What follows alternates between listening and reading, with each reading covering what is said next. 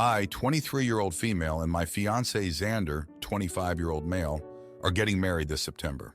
We've been engaged for a year and a half. For the most part, wedding planning has been going well, with the exception of his mom, Monica. For background, Xander has a rather strained relationship with his entire family. His older brother Brock, 29-year-old male, has always been the golden child and still is. Brock and his fiancée, Amy, 29-year-old female, recently got engaged at the start of this year. Amy has been very vocal about turning 30 and not having kids, so we knew they were going to get married with a quicker turnaround than us, which is no big deal, to each their own. Brock and Amy are Monica's favorites, and she makes no effort to hide it. In family photos, she puts us in the back and proudly displays Brock and Amy. She makes an effort with Amy to build a relationship, while despite my efforts, we have no relationship and do not talk unless we are in person. There are quite a few other things, but I want to get into the issue. Brock and Amy just announced their date for this November. Now here's where the problem starts. Earlier this year, Monica said that she didn't feel included in our wedding planning process. We have a wedding planner, so there just hasn't been much do-it-yourself. She also skipped on coming dress shopping to go to the casino, plus we still have 6 months to go. So she offered to throw Xander and I a wedding shower. We were hesitant, but said yes. Well, now that Amy and Brock have announced their date, she wants it to be a joint wedding shower. We said no because this is a celebration for us in our marriage. She then tried to guilt trip us by saying it would cost so much money and time and be too much on her plate. So Xander and I said that we didn't need to have a shower if it was going to be too much. Then she got really upset with us for saying that, and now she's saying that we are going to make her look bad because she's already told people about it. Xander and I just really want to protect our peace, and also, we are not close with Brock and Amy, so that's another reason. Plus, Xander just wanted to feel like his parents would do something for him and not just for Brock. So we basically told her that we are not doing a joint shower, and if that's the only option, then we will not have one thrown by her. So am I the idiot for telling my future mother-in-law that I don't want a joint wedding shower and we can cancel if that's the case? Edit number 1. For clarification on why a relative is throwing the shower. Xander and I were not planning on having a shower at all. This was all Monica's idea because she did not feel included in the wedding planning process, which due to us having a wedding planner hasn't required Xander and I to do much. Also, I do see that some people said that golden child may not have been the correct term. Brock has always been the favorite when they were growing up. Brock always took golfing trips with their dad, and while Xander stayed home when he was younger, even when he got older and got more into golf, they still didn't invite him, even though he asked. Xander loves to play the Yu-Gi-Oh card game, and Monica will always bring him down for that and shame him for it. Even Brock has always poked fun at Xander for being thicker than him, even though Brock is balding at 29, but we won't get into that. We live a little less than 2 hours away from them, and they will not travel to see us because they don't like the city we live in. However, they travel an hour to watch Brock coach high school basketball, and they travel an hour and a half in the other direction to go to a casino. Putting boundaries down has been so hard for Xander, and I'm really lucky to have someone like him. I really made this post because I feel such an immense feeling of guilt for being the reason that Xander doesn't get along with his mom in adulthood. I just needed to know if I was going crazy, but thank you to everyone so far for the reassurance. Edit 2. To answer the questions as to why I feel so guilty, a lot of the major fights that Xander has had with his mom have been related to me. We have been dating since college, and I got a full-time offer at the start of our senior year. Xander is an educator, so he was flexible and willing to relocate for me. Monica did not want him to move with me. This was 2-ish years ago. She didn't want to move because she doesn't like the city and didn't like the school district. When Xander and I got engaged, they spent the day fighting because she didn't like the restaurant we picked to go to after. She threatened to not show up and be there during the proposal. Granted, I already knew he was proposing that day, but it was not the fun, lighthearted day it should have been. She did end up showing up to the proposal, but did not attend dinner. So it just ended up being Xander, myself, and my parents and sister. When Xander and I started looking at wedding venues, we sat down and discussed budgets, and we wanted to splurge a little, so we were a little over the US average wedding costs. She told Xander this isn't him and that us being too flashy would leave a bad taste in people's mouths. When Xander and I picked a venue in the city we live in, she cried. We also live in the middle of both families. My family is the same distance, give or take 10 minutes with traffic. She wanted us to get married somewhere close to them, so they didn't have to travel. So yes, I know it's not just because of me. But it can feel that way sometimes when I see what Xander goes through. I see him look so tired and drained. It just hurts to see the man I love go through something like this. He does want to go extremely low contact after the wedding, and I just feel bad that he has to make that decision and that action of barely talking to his parents. Because who thinks that will happen to them one day? It's just tough. Now for a few comments before the update. Comment 1. Not the idiot. They are not entitled to share any part of your wedding, pre-wedding, or any other occasion that pops up. A joint shower is not a thing. Plus, what would the guest list look like? Sure, some people overlap, but there is a noticeable gap between your young 20s and Amy's almost 30. You would get talked out of the music you want for sure, and most likely your choice of food will be disdainfully pushed aside. Too many guests? Guess whose will get the boot from the guest list? Nope. Hard pass on the joint anything with these people. Comment 2. Now she's saying that we are going to make her look bad because she's already told people about it. She made herself look bad, and people probably think a joint wedding shower is weird anyway. Don't bend on this. You deserve to have your wedding celebrated. She's also proven to be unreliable and shows extreme favoritism. There's no way the shower would celebrate both weddings equally. I guarantee Amy will get better presents, have a bigger display of affection and recognition, etc. Not the idiot. Now for the update, thanks for the support on my last post. It's been a tense few days. So after we told Monica no joint shower, things went from bad to worse. She went behind our backs and canceled the venue she had booked for our shower, telling everyone it was because Xander and I were being ungrateful. Word got out, and suddenly, we were the bad guys in the family's eyes. It was a mess, and Xander was furious. He confronted his mom, and it turned into a huge fight. Monica played the victim, saying we were excluding her and favoring my family. It was ridiculous. Then out of nowhere, Brock and Amy announced they were moving their wedding up to next month. They claimed it was because Amy's grandparents' health was declining and they wanted them to be there. But the timing felt like a slap in the face, like they were trying to one-up us or something. It was hard not to feel like this was another move to overshadow our plans. The family was all buzzing about Brock and Amy's sudden change, and Monica was in her element, planning and organizing. Meanwhile, Xander and I were left to pick up the pieces of our now non-existent wedding shower. We decided to throw a small get-together with just my family and a few close friends. It wasn't what we had planned, but it was something. But then the news dropped. Xander's dad, who had always been quiet during these family dramas, pulled Xander aside and confessed that he had been having an affair for years. He was leaving Monica for the other woman. The family was rocked by the news. Monica was devastated, and even Brock seemed shaken. It was like watching a house of cards collapse. In the midst of this chaos, Xander and I tried to focus on our own relationship. We were hurt and angry, but we also felt a strange sense of relief. With his parents' marriage falling apart, it felt like our struggles were put into perspective. We were determined to not let their mistakes dictate our future. As if things couldn't get more complicated, Amy suddenly had a change of heart about having kids. She announced she was pregnant. The family was overjoyed, and it seemed like all was forgiven with Brock and Amy.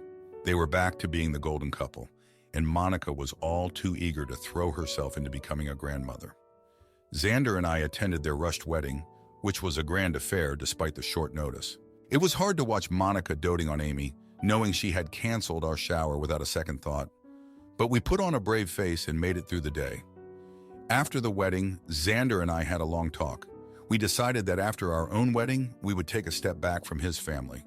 It was a tough decision, but we needed to protect our peace. We were tired of the drama and the constant feeling of being second best. So we're moving forward with our plans, just the two of us. Our wedding will be smaller now without much of Xander's family there. But maybe that's for the best. We're learning to accept the situation, even if it's not what we had hoped for. It's been a rough few days, but we're getting through it together. Thanks for reading about this mess. My in-laws tried to force my kids to be clones of their cousin, so I cut them out and changed our last name to show who's boss.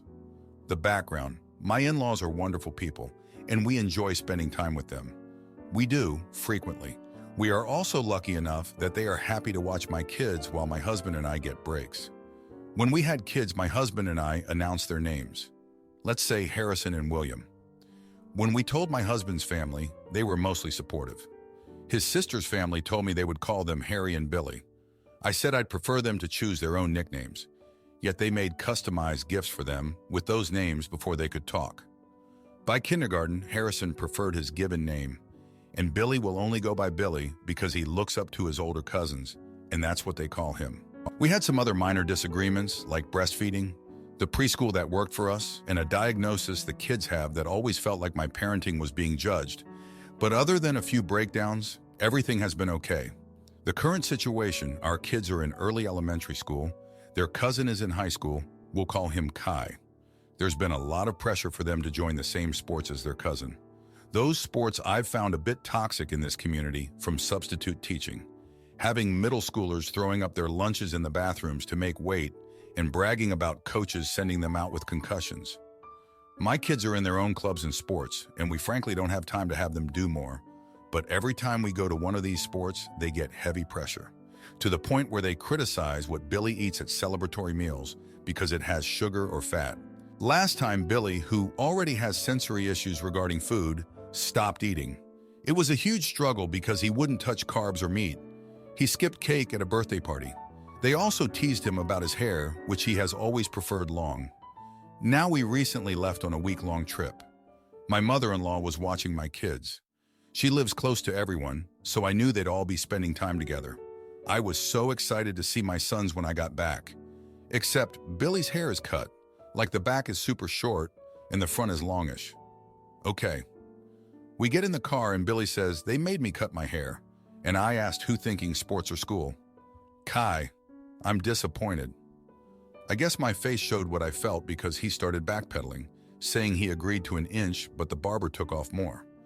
His haircut does not look good, even objectively, and will require more styling than his normal ponytail. On top of that, school photos are next week and my son doesn't look like my son. I'm just so over them trying to turn Billy into a little Kai.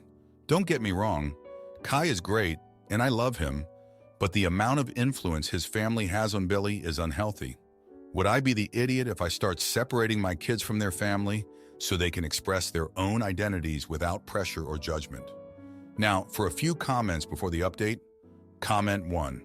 Would I be the idiot if I start separating my kids from their family so they can express their own identities without pressure or judgment? Totally, you WNBTA. It's one of the most important jobs of a parent to do that. Forcing your kid to have his hair cut in a way he doesn't like without you even knowing, let alone consenting, is a major move. Edited to correct typo. Comment 2. Not the idiot. This all sounds pretty unhealthy for a child to be around. I'm not even the most concerned about the haircut. Boys can develop eating disorders too. Time to create some separation and show your kids they can create their own identity. Family doesn't get to dictate that. Now, for the update, thanks for sticking around. So much has happened since I last wrote. The haircut incident with Billy was just the tip of the iceberg. After we got home, things escalated quickly. My husband and I had a huge fight about it. He thought I was overreacting, saying it's just hair and it'll grow back. But it's not about the hair, it's about boundaries, and they keep crossing them. He doesn't see it, or he doesn't want to. It's like he's blind to his family's faults. Then 2 days later, Harrison came home from school in tears. He'd been bullied for not being in the same sports as Kai. The kids at school had heard from their siblings about the cool cousin and how Harrison didn't measure up. It broke my heart. I wanted to pull him out of that school right then and there, but my husband said we couldn't disrupt his education over kids being kids. The next day I found out that my mother-in-law had taken Billy to one of those sports practices without telling us. She said she thought it would be good for him to try new things. But Billy was miserable. He didn't want to go, and they pushed him into it. When I confronted her, she just shrugged it off, saying I was too soft on the boys. And then, as if things couldn't get any worse, at the end of the week we had a family dinner. Kai announced he'd won a scholarship for his sport, and everyone was celebrating. But then his dad, my brother-in-law, made a toast saying how Kai was setting a great example for the younger ones, looking pointedly at my sons. It was like a slap in the face. I was fuming, but I kept quiet. I didn't want to cause a scene. After dinner, Kai pulled Billy aside and gave him a pep talk about following in his footsteps. Billy looked so uncomfortable, but he nodded along. I wanted to scream. It's like they're grooming him to be a mini Kai, and nobody sees anything wrong with it. The next day, my husband and I had another argument. He said I was isolating the kids from their family, that I was the problem. I couldn't believe it. How could he not see what was happening? But I didn't push it. I don't want to be the one who tears the family apart. So here we are. I'm stuck in this situation, watching my kids get pulled into something they don't want, and I feel powerless to stop it. My husband won't back me up, and I'm the bad guy if I say anything. It's like I'm living in a twisted version of reality where everyone else is okay with this, and I'm the only one who's not. Thanks for reading. My sister-in-law spreads vicious lies about me after I lose my mom and have a baby. So I convince my husband to kick her out, and she's forced to face the music alone. My husband, 26-year-old male, and I, 25-year-old female, have been married for 1.5 years and together for 9 years. Our son is 5 months old. My in-laws live about an hour away in the town where we grew up. With my husband's siblings all moved out now, the house is too much space for my father-in-law, Phil, and mother-in-law, ML, to handle alone. They are looking to move and have implied that they would like to live with us. My husband, being the only son out of 5 kids, in our culture, parents often live with their son's family, wants to abide by that tradition. He has mentioned it to me, and I am conflicted, and I have told my husband how I feel about the topic. On one hand, I would really love it if my in-laws moved in with us. My mother recently passed away, and it has been tough for me. With the baby, I could really use their support. I have a few short-term health issues resulting from complications during my son's birth. We have the space, so that wouldn't be an issue. However, the problem is my sister-in-law, Sil, who is her parents' favorite. They dote on her a lot and can sometimes overlook her faults. She often stays with them for months on end. She just left after 6 months, when her marriage is in trouble, until she and her husband work things out. I just know that if my in-laws moved in with us, she would be around all the time, especially since she frequently tells my husband how much she loves our place. I wouldn't mind it, but she has always been rather antagonistic and jealous towards me. She is only conveniently nice when she needs money or babysitting for my nieces, age 5 and 3. I do feel bad, but I'm tired of her hostility and don't think I can handle her presence around the house while dealing with my grief and taking care of my son. Yesterday, we were at my in-laws' place and the topic came up. I said something like, "It would be great, but not if you brought sister-in-law along," and tried to tactfully explain my concerns.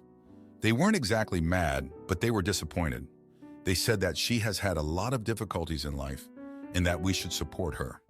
I asked if they wouldn't live with us if she couldn't stay for long periods, and they said they would consider alternate arrangements. Even though they would prefer living with us, this was a deal breaker. My husband was silent throughout the whole conversation, and my in-laws were pretty cold for the rest of our time there. When we got home, my husband was really upset. He said that he didn't want to start a fight in front of them, but that the issue with his sister was something we could have discussed later. He asked, "Is it really that big of a deal?" To which I responded, "To me, yes." Since then, he has seemed distant, and I don't know what to do about it. My sister-in-law has also contacted me, calling me names and saying she is glad that her parents won't be living with such a self-righteous witch. Her words didn't change my opinion of her, but seeing how hurt my husband and his parents are, I'm wondering if maybe Aita, am I the jerk, here for not at least agreeing to keep the peace. Now for a few comments before the update. Comment 1. Ever notice there are no cultures where the sons are expected to wipe every butt in the extended family from the babies to great-grandma? Only dills are expected to do that. They are going to ruin your life, OP. Not the idiot. They have no leverage here to impose the toxic sister-in-law on you. If they had any sense, they wouldn't have told her. I don't think they are really that nice. Is Korea one of those cultures? Women are having 0.7 kid 1/3 what is needed for ZPG. China and Japan, about 1.4 kids, 2-3 of ZPG. Educated young women with their own money are opting out from this shoot. Comment 2. Husband will get over it, or he won't. You have every right to say who is and isn't allowed in your home, especially with a new baby. Personally, I like my space and wouldn't want anyone but my family, wife, and kids in my home. I love my parents, but them being cold because you set boundaries is a bad sign and you're dodging a bullet. Not the idiot now for the update. Thanks for all the comments on my last post. Things have escalated since then, so after the whole blow-up with my in-laws and my husband being distant, I thought things couldn't get worse. I was wrong. My sister-in-law, let's call her the thorn in my side, decided to stir the pot even more. She went around telling the whole family how I was breaking tradition and disrespecting our elders. Next thing I know, I'm getting calls from aunts and uncles I haven't spoken to in years, telling me I'm causing a rift in the family. But here's where it gets really twisted. My husband, who had been quiet for days, suddenly tells me he's been thinking. He says maybe it's not such a bad idea for his parents and, yes, even his sister to move in with us. He says it's our duty and we can't turn our backs on family. I couldn't believe it. After everything I've said, after all the stress it's causing me, he's still considering it. I felt betrayed. I felt like I was losing control of my own home. But I wasn't going to let this happen. I needed a plan, and fast. I started by reaching out to my brother-in-law, the one married to the thorn. I figured he'd understand, given their rocky marriage. And I was right. He told me he was actually relieved when she stayed with her parents because it gave him a break from her constant nagging and jealousy. Armed with this new ally, I approached my husband again. This time, I was calm but firm. I told him that his sister's marriage problems shouldn't become our problems, that we have a young son to think about and my own health issues. I reminded him of the peace we had in our home before all this drama. It seemed to hit a nerve. He went quiet, then finally admitted that he didn't want to live in a constant state of tension either.